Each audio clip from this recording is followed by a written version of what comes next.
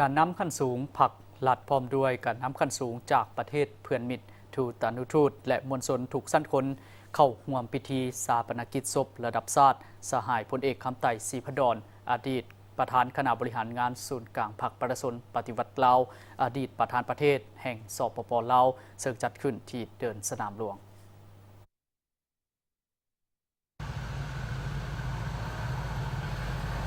พิธีชาปนกิจศพสหายพลเอกคำไต่ศรีพดลอย่างเป็นทางการได้จัดขึ้นในตอนบ่ายของวันที่ 7 เมษายน 2025 ที่เดินสนามหลวงนครหลวงเวียงจันทร์ซึ่งเริ่มเคลื่อนศพออกจากหอประชุมแห่งชาติไปยังสนามหลวงในเวลา 12:05 นาทีใช้เวลา 30 นาทีขบวนรถได้มาฮอดสนามหลวงตอนหน้าหอสภาแห่งชาติและขบวนก็ได้เคลื่อนศพไปยังสถานที่ชาปนกิจศพเข้าร่วมในพิธีมีสหายทองลุ้นศรีสุริตเลขาธิการใหญ่คณะบริหารงานศูนย์กลางพรรคประชาชนปฏิวัติลาวประธานประเทศแห่งสาธารณรัฐประชาธิปไตยประชาชนลาวมีสหายการนำพรรครัฐอดีตการนำพรรครัฐสหายฟ้ามมิงจิงกรรมการกรมการเมืองศูนย์กลางพรรคคอมมิวนิสต์เวียดนามนายกรัฐมนตรีแห่งสาธารณรัฐสังคมนิยมเวียดนามที่ต่างหน้าให้แก่พรรครัฐและประชาชนเวียดนามท่านสุริยะจึงรุ่งเรืองกิจรองนายกรัฐมนตรีกระทรวงคมนาคมแห่งราชอาณาจักรไทยที่ได้ต่างหน้าให้แก่รัฐบาลไทยบรรดารัฐมนตรีเจ้าแขวงทูตานุทูตองค์การจัดตั้งสากลบรรดากำลังป้องกันชาติป้องกันความสงบพนักงานและนักเรียนนักศึกษาและพ่อแม่ประชาชนเข้าร่วมจำนวนหลวงหลายในพิธีสหายศิลวงศ์คุดไพฑูรย์กรรมการกรมการเมืองศูนย์กลางพรรคประธานศูนย์กลางแนวเราสร้างชาติขณะจัดตั้งพิธีงานชาปนกิจศพระดับชาติได้กล่าวจุดประสงค์และได้เฮียนเชิญสหายทองลุ้นศรีสุริตเลขาธิการใหญ่ประธานประเทศประธานคณะรับผิดชอบงานชาปนกิจศพระดับชาติขึ้นกล่าวสดุดีโดยได้หวนคืนประวัติและการเคลื่อนไหวของสหายพลเอกคำไต่ศรีพดลตลอดระยะเกือบ8 ทศวรรษที่ผ่านมาและสหายยังได้ยั่งยืนอย่างนักแน่นว่าสหายพลเอกคำไต่ศรีพดลแม่นนักปฏิวัติที่โดดเด่นเด็ดเดี่ยวเหนียวแน่นของพรรคแม่นนักยุทธศาสตร์การเมืองและการทหารที่โดดเด่นเป็นเพื่อนร่วมรบที่ใกล้ชิดที่สุดของประธานไกรสอนพรหมวิหารและเคียงบ่าเคียงไหลกับผู้นำคนอื่นๆในการค้นคว้ากำหนดแนวทางแผนนโยบายและยุทธศาสตร์ที่ถูกต้องและสอดคล้องให้แก่การปฏิบัติลาวในแต่ละระยะผ่านการเคลื่อนไหวประวัติตลอดเวลาเกือบ8 ทศวรรษที่ผ่านมาได้ยืนยันอย่างนักแน่นว่าสหายพลเอกคำไต่ศรีพดลแม่นนักเคลื่อนไหวปฏิบัติที่โดดเด่นเด็ดเดี่ยวเหนียวแน่นของพรรคเฮาซึ่งตลอดระยะแห่งชีวิตปฏิบัติของเพิ่นยามใดก็มีความฟดฟื้นห้าวหันมีความมุ่งมั่นในอุดมการณ์กำแน่นแนวทางนโยบายของพรรคและมีวิสัยทัศน์แหลมคมเพิ่นได้ประกอบส่วนอันใหญ่หลวงเข้าในการจัดตั้งนำพาภารกิจปฏิบัติของพรรคนับแต่พรรคเฮาได้รับการสร้างตั้งขึ้นให้ขยายตัวเป็นก้าวจนก้าวสู่ชัยชนะอย่างสมบูรณ์สหายพลเอกคำไต่ศรีพดลแม่นนักยุทธศาสตร์ที่มีวิสัยทัศน์อันกว้างไกลทางการเมืองและนักยุทธศาสตร์การทหารที่โดดเด่นเป็นนักบัญชาการกองกำลังสู้รบที่เด็ดเดี่ยวเหนียวแน่นทั้งเป็นผู้ศึกษาอบรมก่อสร้างกำลังประกอบอาวุธให้มีความสามารถต้านทานศัตรูผู้หุกหาญที่มีกำลังเหนือกว่าเป็นหลายห้อยเท่าให้ปราศัยลงสหายเป็นผู้ที่มีความสามารถคาดคะเนการผันแปรของสถานการณ์อย่างถูกต้องเพื่อเป็นเจ้าการในการแก้ไขไว้ล่วงหน้าอย่างแม่นยำสหายได้เป็นเพื่อนร่วมรบที่ใกล้ชิดที่สุดของประธานไกรสอนพรหมวิหารและเคียงบ่าเคียงไหลกับผู้นำคนอื่นๆในการค้นคว้ากำหนดแนวทางแผนนโยบายและยุทธศาสตร์ยุทโธบายก็คือยุทธวิธีปฏิบัติที่ถูกต้องสอดคล้องให้แก่การปฏิบัติลาวในแต่ละระยะสหายพลเอกคำไต่ศรีพดลแม่นหนึ่งในบรรดาผู้นำของพรรคเฮาที่กำคันทุงแห่งความสามัคคีเป็นเอกภาพอยู่ภายในพรรคและในฐานแถวกำลังปฏิบัติก็คือปวงชนลาวทั้งชาติจึงเฮ็ดให้เพิ่นได้รับความเคารพนับถือและเชื่อมั่นจากการจัดตั้งและเพื่อนสหายร่วมอุดมการณ์และเพื่อนร่วมงานตลอดมาทางได้รับความเคารพนับถือเชื่อมั่นไว้วางใจอย่างสูงส่งจากประชาชนสั้นคนต่างๆของประเทศเฮาตลอดระยะที่ผ่านมาสหายพลเอกคำไต่ศรีพดลถึงว่ามีอายุสูงและได้ออกพักผ่อนแล้วก็ตามแต่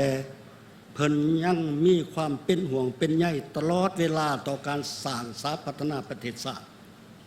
ต่อชีวิตการเป็นอยู่ของพนักงานและประชาชนเพิ่นพยายามลงสีน้ำติดตามสุขอยู่เวียงงานต่างๆอยู่บรรดาแขนงการและท้องถิ่นเท่าที่เงื่อนไขทางสุขภาพของเพิ่นอำนวยให้แต่ระยะหลังๆมานี้ย้อนอายุเกษียณสูงขึ้นสุขภาพของเพิ่นก็อ่อนเพลียลงถึงว่าการจัดตั้งพร้อมครอบครัวญาติพี่น้องแพทย์หมอทั้งภายในและประเทศเพื่อนมิตรต่างก็เอาใจใส่เบิ่งแย่งอย่างใกล้ชิดสมใส่ปินปัวสุดความสามารถแต่ก็บ่สามารถกอบกู้เอาชีวิตของสหายประธานคำไตศรีพันดรไว้ได้สหายได้สิ้นลมหายใจจากพวกเขาไปอย่างสงบในเวลา 10:30 นาทีของวันที่ 2 เมษายน 2025 นี้รวมอายุได้102 ปีการจากไปของสหายประธานคำไตศรีพันดรเป็นการสูญเสียผู้เป็นการนำยุทธศาสตร์สูญเสียนักการเมืองผู้ปีศาจสามารถนักยุทธศาสตร์การทหารผู้องอาจกล้าแกนและนักพัฒนาเศรษฐกิจสังคมผู้มีความสามารถโดดเด่นนักการทูตและนักการเมืองต่างประเทศที่แหลมคมของพรรคและของชาติเฮาอย่างบ่มีวันกลับมาและเพิ่นได้ประมูลระดกตกทอดอันล้ำค่าคุณงามความดีและบทเรียนอันประเสริฐไว้นำพวกเฮาคือน้ำใจรักษาอันดูดื่มและสูงส่งความจงรักภักดีต่อพรรคต่อชาติและต่อประชาชนบรรดาเผ่าและต่อระบอบประชาธิปไตยประชาชนความเสื่อมันต่อเส้นทางก้าวเดินของประเทศชาติน้ำใจพิละอาหารและความเสียสละอันสูงส่งถือเอาผลประโยชน์ร่วมของชาติของประชาชนเหนือกว่าสิ่งใดๆหมดอุทิศเหือแห้งสติปัญญาเพื่อภารกิจต่อตู่ปลดปล่อยชาติและภารกิจปกปักรักษาและพัฒนาประเทศชาติ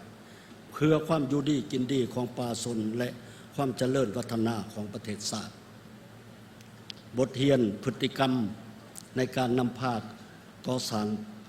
ปรับปรุงกำลังประกอบอาวุธประชาชนที่มีไหวพริบและสลาดของแค้วในการบรรชาสู่รบและสู่รบมีไส้ของเพิ่นบทเรียนพฤติกรรมในการก่อสร้างหาฐานการเมืองสร้างป้อมมันและกลุ่มบ้านสู่รบติดเรียนก็คือการสร้างท่าสนามป้องกันชาติป้องกันความสงบ3 ขันที่เพิ่นวางเอาไว้ความเอาใจใส่และถือสำคัญอย่างเสมอต้นเสมอปลายต่อการก่อสร้างและปรับปรุงระบบการเมืองอยู่หากฐานให้เข้มแข็งนักแน่นเป็นหลักแรงขั้นทุงเต้าโฮมความสมัคคีเป็นปึกแผ่นของประชาชนบรรดาเผ่าและสั้นคนต่างๆของศาสตร์ลาวความเด็ดเดี่ยวต้านทุกประโกการที่ฝืนกับหลักการและระเบียบวินัยเพื่อปกป้องความปลอดภัยของพรรคและก่อสร้างเพื่อนสหายให้มีการประพฤติปฏิบัติเป็นแบบอย่างนำหน้าการสร้างสายพัวพันมิตรภาพและความร่วมมือที่กว้างขวางลึกซึ้งกับประเทศเพื่อนมิตรในภาคพื้นและสากลโดยวิสัยทัศน์อันกว้างไกลนักแน่นนั้นเป็นบทเรียนอันล้ำค่าสำหรับคนรุ่นปัจจุบันของพวกเราอย่างแท้จริงบรรดาทานบรรดาสายและเพื่อนมิตรแฟนทั้งหลายในท่ามกลางแห่งความโศกเศร้าเสียดายหาอันเปรียบบ่ได้ต่อการจากไปของสหายประธานคำไตศรีพันดรพวกเฮาขอให้คำมั่นสัญญาต่อดวงวิญญาณของสหายว่าจะสืบต่อปฏิบัติภารกิจปกปักรักษาและเสริมขยายมากผลของการปฏิวัติที่พวกเฮาญาติมาใดนั่นไว้อย่างมั่นคง และจะสืบต่อเพิ่มทวีความสามัคคีเป็นปึกแผ่นภายในภาคในรัฐและกำลังประกอบอาวุธ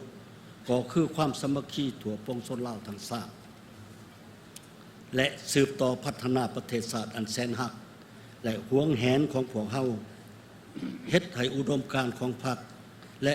ความมุ่งหวังของประชาชนทั้งชาติก็คือของสหายเองให้ปรากฏผลเป็นจริงพร้อมกันนั้นพวกเฮาก็จะสืบต่อเบิ่งแย่งครอบครัวและสวยเหลือก่อสร้างลูกหลานของสหายให้สืบต่อประกอบส่วนเขาในการปฏิบัติภารกิจปกปักรักษาและพัฒนาประเทศชาติของพวกเขาสืบต่อไปขอให้ดวงวิญญาณของสหายประธานคำไตรสิบพันดอนจงไปสู่สุคติเถิดพวกเขาขอไว้อาลัยเป็นครั้งสุดท้ายต่อดวงวิญญาณของสหายต่อการจากไปของสหายอย่างบ่มีวันกลับมาในครั้งนี้ขอเรียนเชิญบรรดาฐานบรรดาสายลุกขึ้นก้มหัวไหวอาลัยต่อดวงวิญญาณของสหายคำไตรสิบพันดอน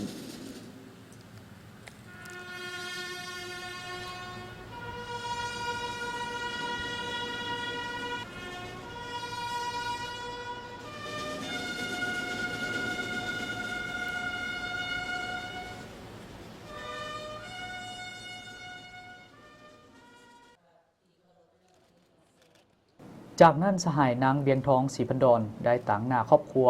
กล่าวแสดงความขอบใจต่อบรรดาผู้นำพรรครัฐและบรรดาแขกทางภายในและต่างประเทศและมวลชนที่ได้เดินทางเข้าร่วมงานชาปนกิจศพของสหายพลเอกคำไตรศรีพันดอนก่อนจะเข้าสู่พิธีทางศาสนาสหายพลเอกคำไตรศรีพันดอนแม่นนักปฏิวัติที่มีการเคลื่อนไหวอันโดดเด่นของพรรคเฮาซึ่งตลอดระยะพันมาเพิ่นได้ประกอบส่วนอย่างใหญ่หลวงมีลักษณะรอบด้านเข้าในการจัดตั้งนำพาภารกิจปฏิบัติของพรรคและประชาชนเฮาสหายพลเอกคำไตรศรีพันดอนแม่นนักยุทธศาสตร์ที่มีวิสัยทัศน์ทางการเมืองและการทหารอันกว้างไกลสามารถตีราคาและคาดคะเนการผันแปร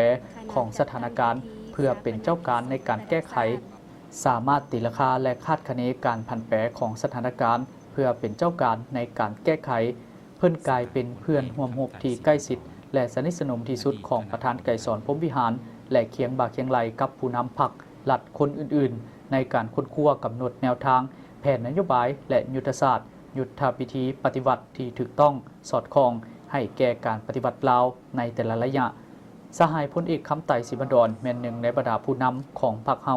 ที่กำคันทุงแห่งความสามัคคีเป็นเอกภาพอยู่ภายในพรรคและในฐานแถวปฏิบัติทั้งเป็นสัญลักษณ์แห่งความสามัคคีเป็นปึกแผ่นของทั่วปวงชนลาวทั้งชาติมีความเคารพและปฏิบัติอย่างเข้มงวดต่อบรรดาหลักการแห่งการจัดตั้งเคลื่อนไหวของพรรคมีจิตใจเอื้อเฟื้อเพื่อแผ่ต่อหมู่สหายและต่อมหาชนเด็ดเดี่ยวต้านทุกปรากฏการณ์ที่ฝืนกับหลักการและระเบียบวินัยเพื่อปกป้องความปลอดภัยของพรรคและก่อสร้างเพื่อนสหายให้มีการประพฤติปฏิบัติที่เป็นแบบอย่างจึงเฮ็ดให้เพิ่นได้รับความเคารพนับถือและเชื่อมั่นจากการจัดตั้งและเพื่อนสหายอยู่อ้อมข้างตลอดมาด้วยคุณงามความดีของสหายพลเอกคำไตรศรีพันดอนพรรคและรัฐได้ย่องยอสรรเสริญด้วยเหรียญไซเหรียญกาประเภทต่างๆเช่นเหรียญคำแห่งชาติจำนวน2เหรียญเหรียญไซพิราชอัฏฐานสั้นหนึ่งจำนวน1เหรียญเหรียญไซปฏิบัติชนะเลิศสั้นหนึ่งจำนวน1เหรียญเหรียญกาต่อต้านฝรั่งจำนวน1เหรียญเหรียญกาต่อต้านอเมริกาจำนวน1เหรียญเหรียญกาละนึก70 ปีของพรรคจำนวน1เหรียญนอกจากนั้นยังได้รับเหรียญดาวคำเหรียญไซและเหรียญกาต่างๆจากประเทศเพื่อนมิตรตื่มอีกคุณสมบัติศีลธรรมปฏิบัติอันโดดเด่นและนักแน่นของสหายพลเอกคำไตรศรีพันดอนนั่นแม่นรวมยอดอยู่ที่ความจงรักภักดีความบริสุทธิ์พุทธพองต่อพรรคต่อประเทศชาติเวลาใดสหายก็ถือผลประโยชน์ของพรรคและของชาติเหนือกว่าสิ่งอื่นใดน้ำใจฮักชาติอันดุดดื่มน้ำใจฮับไส้ประสนอย่างบ่มีขอบเขตของสหายพลเอกคำไตรศรีพันดอนแมนแสดงออกถึงความกล้าหาญเด็ดเดี่ยวต่อสู้ต้านกับศัตรูของประเทศชาติและของประชาชนให้ปราศัยลงอีกอันหนึ่งที่แสดงออกถึงความโดดเด่นของคุณสมบัติศีลธรรมปฏิบัติก็คือการอุทิศตนให้ภารกิจปฏิบัติให้ความเป็นเอกราชแห่งชาติ ให้แก่การพัฒนาประเทศชาติและสร้างความอยู่ดีกินดีให้แก่ประชาชนอย่างบ่ฮู้อิดบ่ฮู้เมื่อยในตลอดชีวิตของเพิ่นความเป็นแบบอย่างในการดำรงชีวิตที่ปลอดใสขาวสะอาดเรียบง่ายประหยัดมัธยัสถ์ใกล้ชิดมหาชนจริงใจต่อเพื่อนสหายเอื้อเฟื้อเพื่อแผ่ต่อเพื่อนร่วมงานแต่เข้มงวดในด้านหลักการเข่งขัดต่อระเบียบวินัยเฮ็ดเวียกมีประชาธิปไตยและตกลงเป็นหมู่คณะของสหายพลเอกคำไต่ศรีบดรนั่นถือว่าเป็นบทเรียนอันล้ำค่าให้คนหุ้นนี้และหุ้นต่อๆไปของพรรคและของชาติเฮาถึงว่าสหายพลเอกคำไต่ศรีบดรได้จากพวกเฮาไปอย่างบ่มีวันจะกลับขึ้นมาแล้วแต่พรรครัฐและทั่วปวงชนลาวทั้งชาติขอจดจำผลงานคุณงามความดีของสหายที่ได้อุทิศให้แก่ภารกิจปฏิบัติตลอดระยะเคลื่อนไหวปฏิบัติของสหายใน80กว่าปีที่ผ่านมานั้นไว้อย่างบ่มีวันหลงลืมชื่อเสียงแห่งนามและเกียรติคุณของสหายจะได้บันทึกไว้ในปึ้มคำแห่งหน้าประวัติศาสตร์ของชาติลาวของพวกเฮาตลอดไป